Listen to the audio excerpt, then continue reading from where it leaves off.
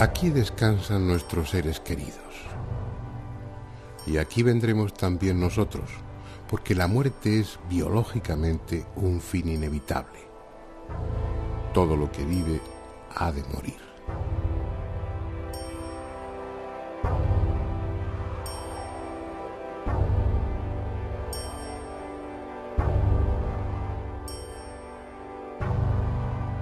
Para las demás especies parece no haber problema, lo aceptan como lo que es, un hecho natural, pero los humanos somos distintos, tenemos conciencia, sabemos quiénes somos, pensamos, sentimos. Por eso cuando alguien cercano muere, experimentamos tristeza y nostalgia por su ausencia. Una pregunta surge entonces: ¿volveremos a encontrarnos? ¿Hay algo más allá de la muerte?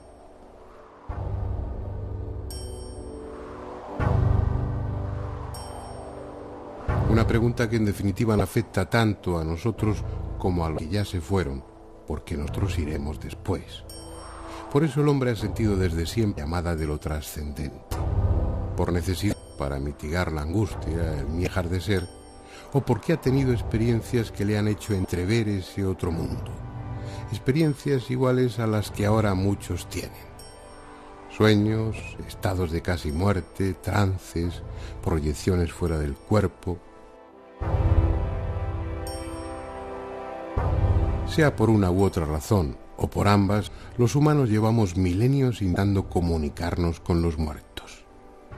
No solo para tener una prueba de que después de la muerte se continúa existiendo, sino también para saber cómo es ese otro mundo que presuntamente nos aguarda.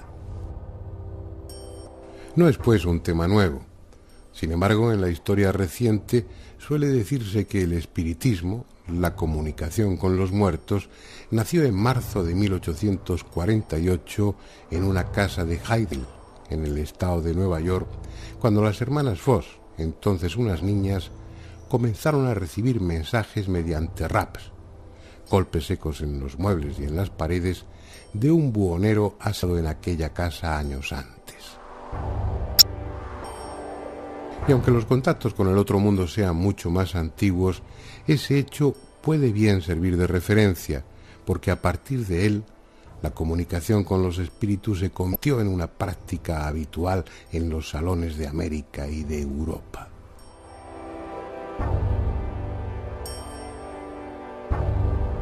La moda pasó, pero da la impresión que desde el más allá, los muertos no resignaban a esa ruptura del diálogo, y ya que los médiums y las parlantes escaseaban, buscaron otra forma de comunicarse, la que alguien menos podía imaginarse: el magnetofón.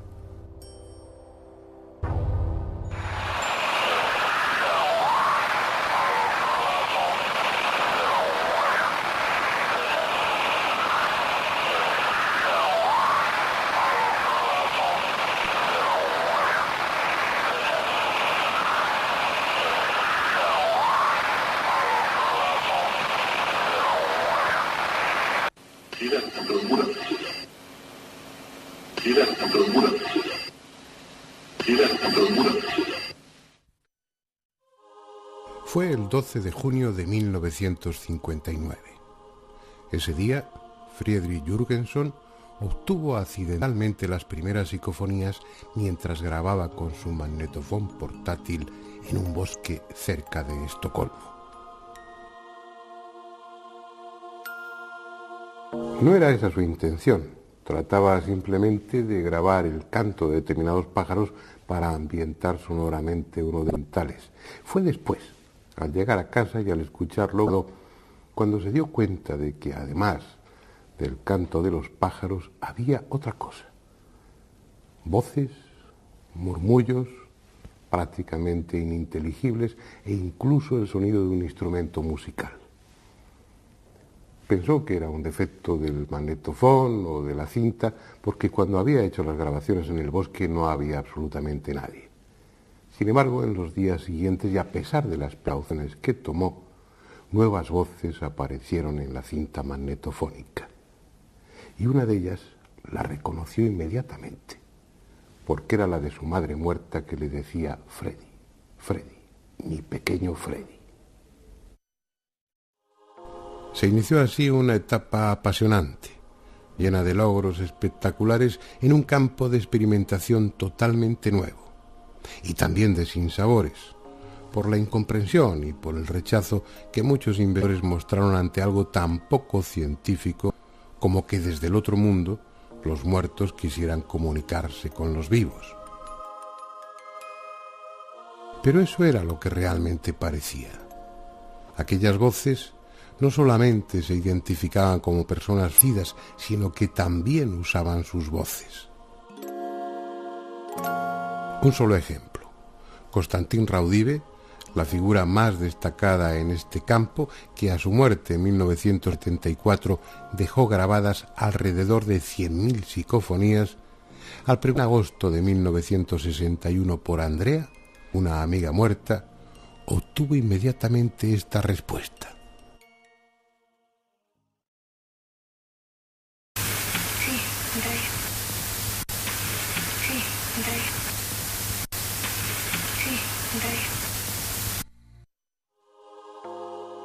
Lejanas, apenas audibles, como si tuvieran que apretarse por alguna razón, las psicofonías solían y suelen reducirse a palabras sueltas o frases muy cortas.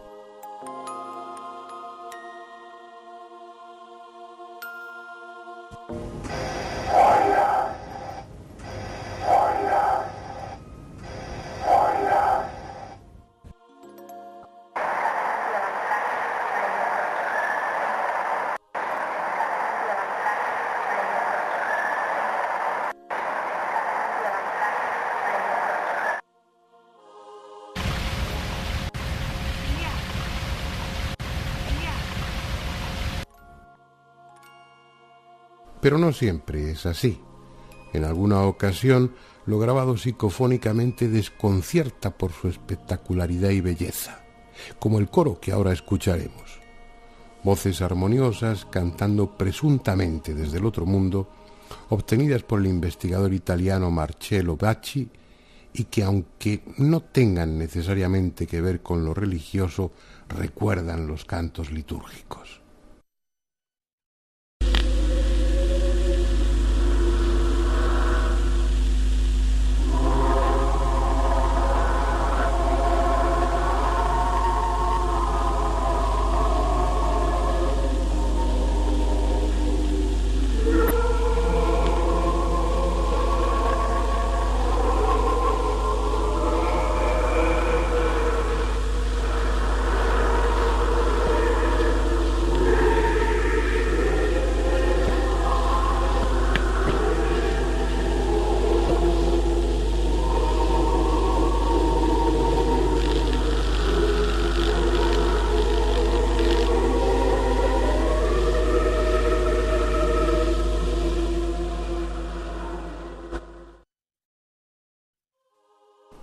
La que sí tiene un claro contenido religioso es la que grabó Pedro Amorós en un castillo templario.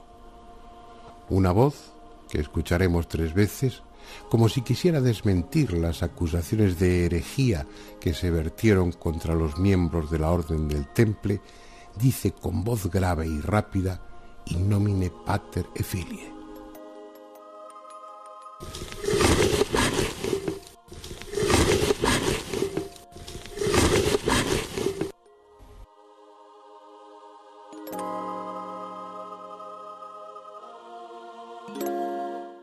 En teoría, cualquier sitio es bueno para grabar psicofonías. Como veremos después, los investigadores las obtienen frecuentemente en su propio laboratorio. Pero los lugares donde se han producido hechos luctuosos o dramáticos parecen los preferidos cuando se hace investigación de campo. ¿Por qué? Puede que, como algunos sugieren, allí quede una especie de energía remanente, como si los sentimientos acumulados en el lugar favoreciesen los fenómenos paranormales. Puede también que todo se reduzca a que esos escenarios aportan un grado de romanticismo que estimula a los experimentadores.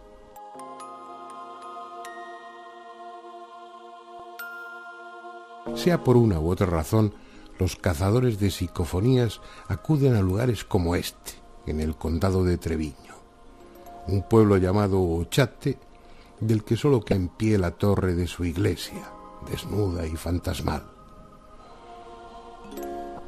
Un pueblo de trágica historia, asolado por sucesivas epidemias que acabaron con casi todos los habitantes y del que los pocos que quedaron huyeron para no volver jamás.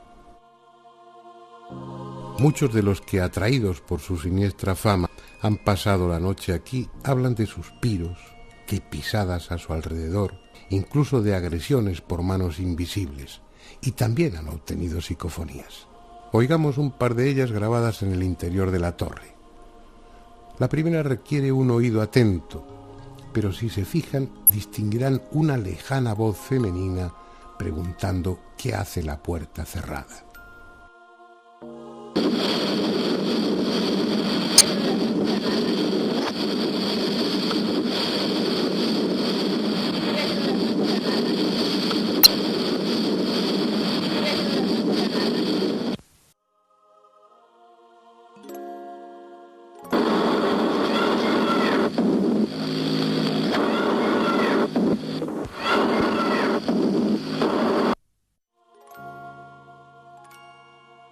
Pero aunque es lo frecuente, no siempre las psicofonías resultan de difícil audición. Cambiemos de escenario para escuchar otras tan claras como espeluznantes. Esta es la moderna y activa ciudad de Albacete. Y este es un edificio más, aparentemente. En él está instalada la Jefatura de Industria de Castilla-La Mancha, pero antes estuvo la Casa de la Marquesa, habitada en tiempos por doña Margarita Ruiz de Liori, marquesa de Villasante. Una mujer singular, en muchos aspectos adelantada a su época, de la que se dice que celebraba reuniones donde se practicaba la magia negra. En 1954 fue acusada de haber mutilado el cadáver de su hija Margot, así como de otros hechos siniestros, entre los que figuraba el sacrificio de animales. Tengan o no que ver con aquellos acontecimientos, lo cierto es que el moderno edificio ha sido teatro de fenómenos paranormales de los que el personal de las oficinas ha sido testigo en numerosas ocasiones. Por este motivo, un equipo de investigadores dirigido por Fernando Rosillo, José Luis Tajada y José Martínez, y dotado con un complejo material técnico, pidió y obtuvo permiso en 1998 para realizar diversas pruebas, entre ellas la grabación de psicofonías. Y fue precisamente en ese tipo de fenómeno en el que obtuvieron resultados positivos y espectaculares.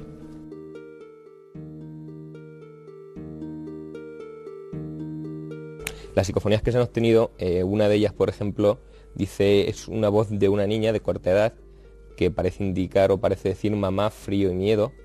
Es una psicofonía que después de los análisis que le hemos practicado con una serie de programas que estamos utilizando, nos dan una confianza y una validez de un 100%. Otra de ellas, por ejemplo, decía, hay mucha energía, José. Esa psicofonía se obtuvo a raíz de una pregunta que hizo Luis en un ordenador portátil que teníamos la primera noche. Y lo mismo, es la misma voz con la misma cadencia. Hay otra psicofonía que dice, soy yo, esa se obtuvo en la sala de juntas, y es curioso porque esa grabación sí que hay una cinta de vídeo, se está viendo cómo se graba todo, no sale nada, se para la grabadora y a continuación es cuando sale la voz. Probablemente esto se deba al campo magnético generado por el cabezal de la cinta, pero eso pues está por demostrar aún, todo esto son hipótesis. Y por último, la otra psicofonía, quizá la más impactante por el contenido, sea la que se grabó la última noche. Es la misma voz con la misma cadencia, y en este caso lo que decía era simplemente yo soy Dios. Son psicofonías, como estábamos comentando, que sin tener que filtrar, ni limpiar, ni samplear, tienen una claridad y una contundencia para nosotros poco conocida. Y en efecto, resultan perfectamente audibles, y podría añadirse que escalofriantes, porque se trata de susurrante de una niña que dice cosas como mamá, frío, miedo.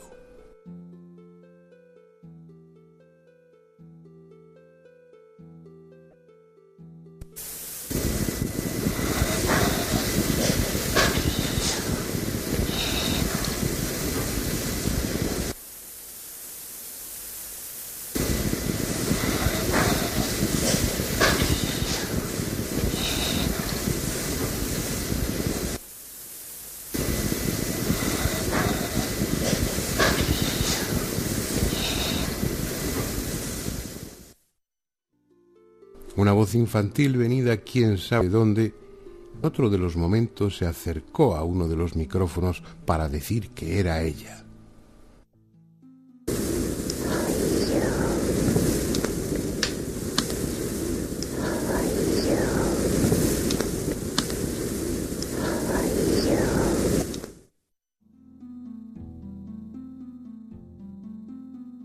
La misma voz que luego diría: yo soy Dios.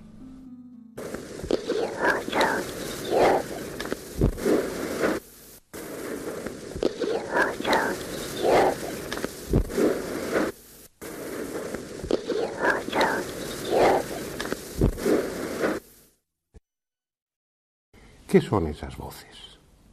¿De dónde proceden? Los que asistimos a aquellos años iniciales de las psicofonías recordamos las encendidas polémicas entre los que sostenían que se trataba de algo sobrenatural y aquellos que pretendían encajar el fenómeno dentro de lo conocido. Se barajaron todo tipo de hipótesis. Obviamente se habló de grabaciones espurias, es decir, fragmentos de programas de radio o de televisión que por alguna razón quedaban registrados en la cinta.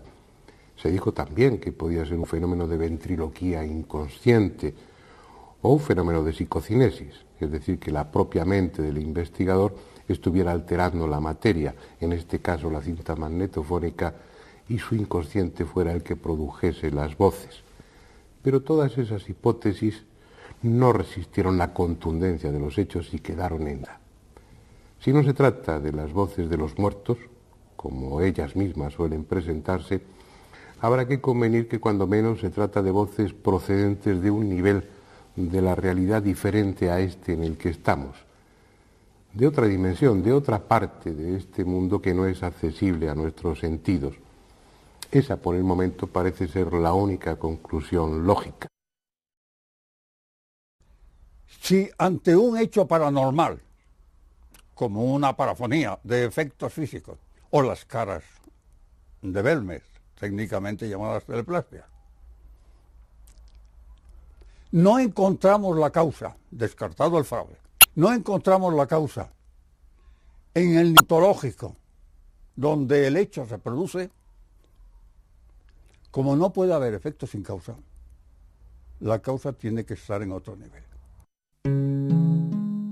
En cualquier caso, las psicofonías dan la impresión de ser una ventana que se abre a otro mundo. Una ventana a la que alguien se acerca para susurrar junto al micrófono o que grita desde lejos. Belmez de la Moraleda es un lugar especial. En una de sus casas vienen apareciendo desde 1971 rostros en el cemento del suelo. Figuras de tosca apariencia, impresionantes a veces y otras grotescas, que han despertado todo tipo de especulaciones, pero que en opinión de los que realmente las han estudiado, incluidos muchos investigadores prestigiosos, constituyen un genuino fenómeno paranormal, el más importante quizá en la historia de la parapsicología contemporánea. El por qué se aparecen sigue siendo un misterio, y no pocos las vinculan con lo sobrenatural, aludiendo a que esas casas se levantan sobre un viejo cementerio o al rumor de que en tiempos hubo allí un prostíbulo en el que se produjeron hechos sangrientos. En un lugar así, aficionados y expertos no podían dejar de intentar obtener psicofonías. Y esto, en estos 30 años se han grabado centenares. Vamos a escuchar algunas seleccionadas entre las muchas que Pro Amorós ha obtenido en sus viajes a la Casa de las Caras. La primera es una voz de mujer que llama a Ángela. Como el resto de las psicofonías, la escucharemos 2 o 3 veces.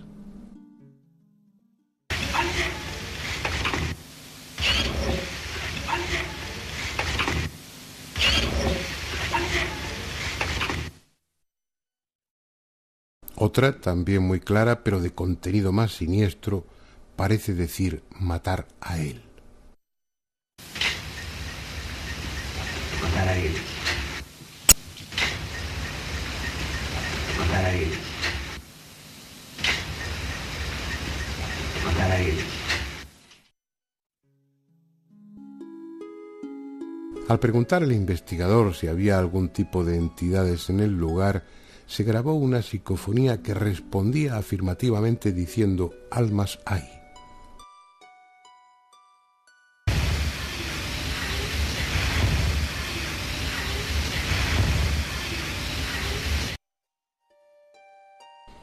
En otro momento, una de esas voces parece decir «ponte la mano en la frente».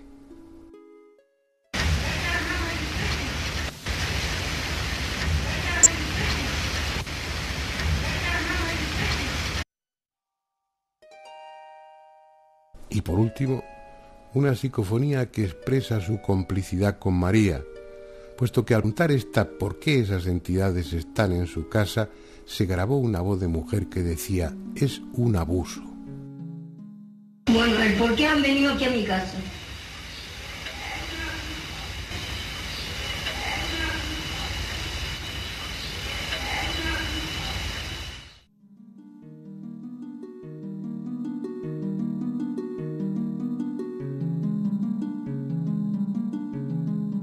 Aunque mucho más joven que Germán de Argumosa y que Sinesio Darnel, Pedro Amorós es ya uno de los investigadores más conocidos en Europa en este tema, tanto por su rigor como por su tenacidad.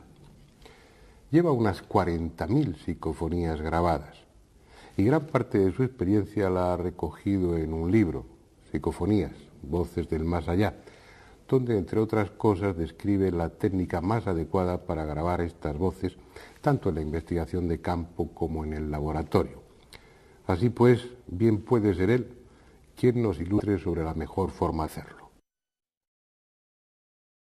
Pues para grabar una psicofonía, la técnica más simple que hay es un simple magnetofón de estos de reportero que utiliza normalmente la gente. Eso sí, con un micrófono conectado con un cable, ¿no? Esto nos da un registro y aquí se pueden grabar psicofonías y hay muchísima gente que ha obtenido psicofonías verdaderamente espectaculares con esta técnica, con un simple magnetofón, un grabador. Yo al principio utilizaba un grabador, un pequeño maletín pequeñito de plástico y me iba por ahí a intentar conseguir psicofonías en casas encantadas o que se decían misteriosas, ¿no? Y así obtenía algunas de las imágenes más curiosas, grabaciones más curiosas.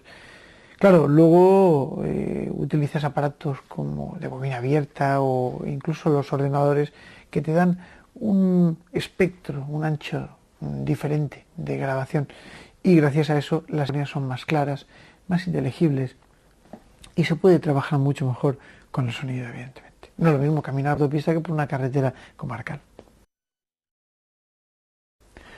Evidentemente la técnica es así de sencilla, la técnica es muy sencilla, es simplemente conectar un magnetofón, un pequeño grabador, aunque sea portátil, con un micrófono, una cinta virgen y bueno, pues intentar grabar al máximo volumen que se pueda, dejar unos minutos de silencio y esperar en esos 2 o 3 minutos intentar hacer alguna pregunta o algo por el estilo. Después, con todo el silencio, por supuesto, después rebobinar esto y escucharlo grabado. Es tan sumamente sencillo que cualquiera puede realizar este tipo de grabaciones y este tipo de experiencias, ¿no? Sí que tengo algunas grabaciones curiosas. Evidentemente, pues como normalmente estoy realizando este tipo de investigaciones psicofónicas a lo largo de todos los fines de semana, pues he obtenido. Sin embargo, una de las más curiosas que recuerdo fue una que obtuve en el Santo Sepulcro, en Jerusalén. Allí, bueno, pues obtuve un poco, de una forma curiosa, el permiso para poder investigar dentro del Santo Sepulcro, cosa que no es fácil, y me dejaron durante unos minutos trabajar solo dentro, en el interior de esa cueva, ¿no? Al analizar las grabaciones, se escucha perfectamente una psicofonía de una voz de un hombre que dice con toda claridad Constantín. Estamos en el Santo Sepulcro. En el Santo Sepulcro. Estamos en el Santo Sepulcro. ¿Qué sería Constantín? ¿Constantín Raudive? No lo sé. El caso es que nos plantea aquí este misterio. Para mí es una de las psicofonías más curiosas y que desde luego, bueno, pues por su claridad y evidentemente por el lugar donde fue grabada, para es importante. Es esa la duda que siempre queda flotando en el ambiente. ¿Son quienes dicen ser? ¿Realmente los muertos, nuestros muertos, están intentando comunicarse con nosotros? ¿O acaso sin proponérnoslo hemos abierto una brecha en el muro invisible que separa esta realidad de otra, en la que hay de todo, incluso almas? ¿Por qué no utilizar ese nombre? Almas que no saben dónde están.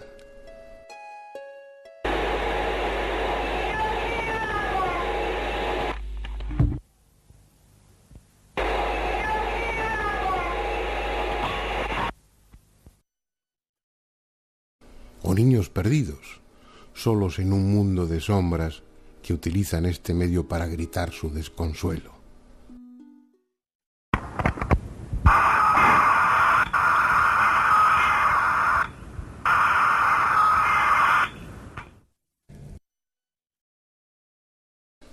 Una brecha por la que se cuelan en este lado y comentan lo que ven, como esta, en la que una voz, grabada en un magnetofón puesto en marcha con temporizador en el laboratorio vacío de Sinesio Darnell, deja constancia de que estuvo allí y no había nadie.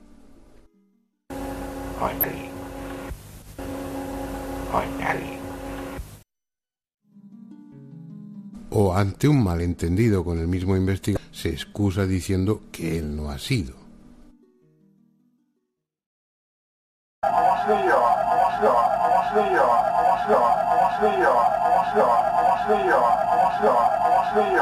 Creo que perfectamente, ¿no? Quizá ese otro mundo del que ven las voces no esté en ningún sitio que pueda visitarse y sea un reino sin tiempo y sin espacio.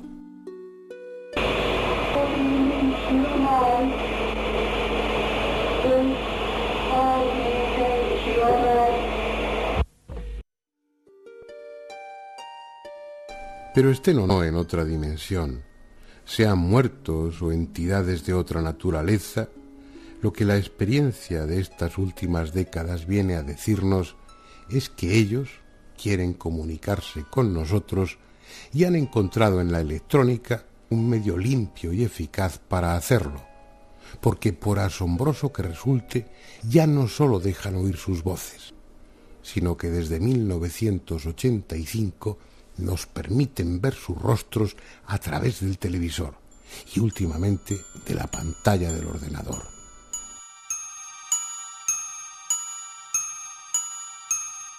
Este es el padre François Brin, durante una de sus conferencias.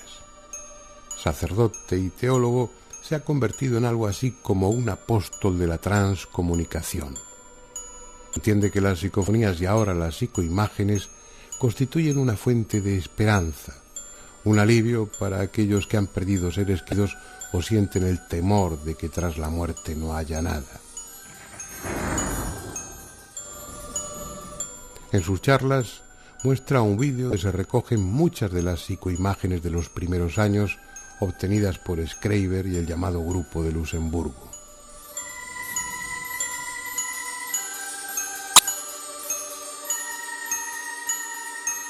Si a Jürgenson le corresponde el mérito de haber grabado en 1959 las primeras psicofonías, a Klaus Schreiber le pertenece el de grabar las primeras psicoimágenes en 1965. Lo curioso, lo extraordinario, si hemos de ser justos en el adjetivo, es que las instrucciones para obtener esas imágenes del otro mundo se las dio su hija muerta a través de varias psicofonías. Así pues, y mientras no se demuestre lo contrario, estos rostros pertenecen a los que entendemos como espíritus, personas que están al lado de la muerte. Varias de ellas han podido ser identificadas. En el vídeo que estamos viendo también se muestra la fotografía de algunas tomadas en vida.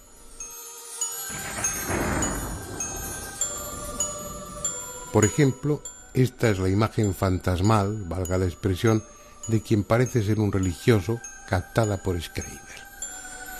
Y esta, es una fotografía del mismo cuando estaba vivo.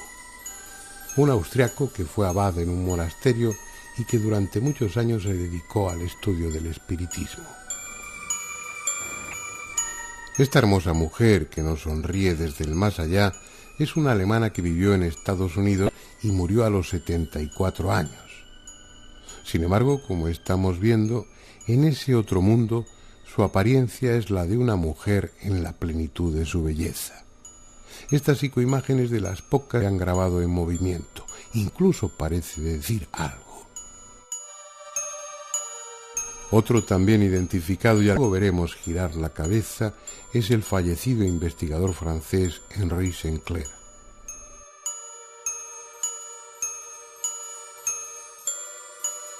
Pero siendo todo ello desconcertante, lo más insólito es que algunas de esas imágenes muestran un mundo similar a este, con objetos, mar, paisajes, animales.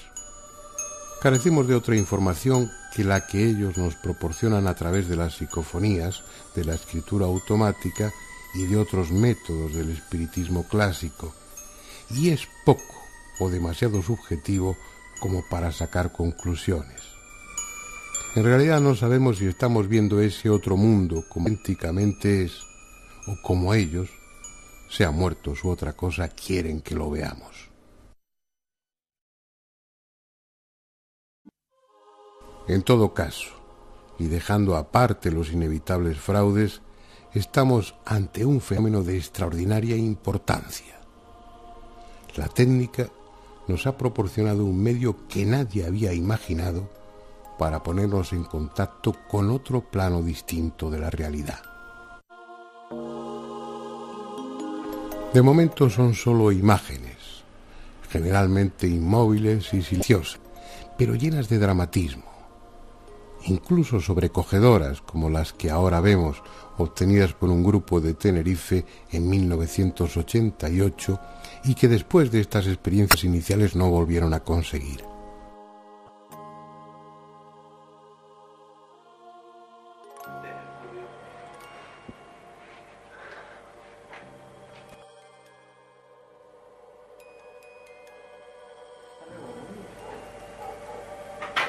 Meto la cinta. Y luego.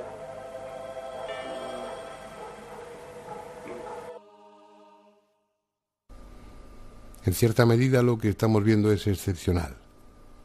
Lo habitual es que las psicoimágenes se limiten a rostros estáticos, desenfocados o deformados, en ocasiones difíciles de reconocer y que aparecen en un solo fotograma, en un solo frame del vídeo grabado. A cambio, la técnica es en principio tan sencilla que cualquiera puede intentarlo.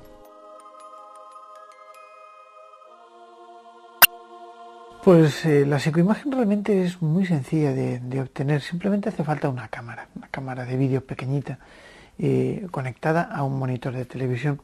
Y entonces lo único que tenemos que hacer es enfocar el monitor de televisión con la propia cámara. Una vez que tengamos enfocado, dejaríamos un ángulo de unos 45 grados con respecto a la línea del monitor cámara. Y lanzamos el zoom hacia la esquina inferior derecha normalmente. Así se forme un efecto de retroalimentación que normalmente suele ser una espiral. En esta espiral nada más conseguir este efecto que nosotros le llamamos retroalimentación, pues ahí lo único que hay que hacer es intentar obtener estas psicoimágenes. Es muy buena la técnica de utilizar una cámara conectada al ordenador y el ordenador que pueda hacer todo lo grabado, porque así podemos examinar sin ningún problema todos y cada uno de los fotogramas, frames que componen la grabación de estos segundos de filmación, ¿no? Y esto es muy, muy útil. Otra cosa sería utilizar el vídeo, ¿no? Que también es un sistema un poquito más arcaico, pero evidentemente pues muestra la antigua usanza del tema de las psicoimágenes. Lo que pasa es que, claro, los cabezales del vídeo peligran, ¿no? Porque 10 segundos son 240 y tantos fotogramas.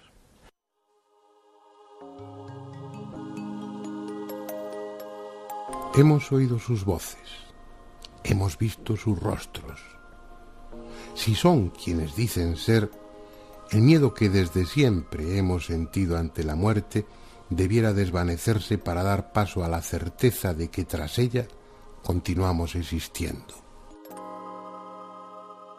Sin embargo, siendo mucho lo que se ha avanzado en este campo, no es suficiente. La mayoría necesita pruebas más sólidas aún, más concluyentes. Y quizá tengan razón. Pero al menos convengamos en que estas experiencias abren una puerta a la esperanza.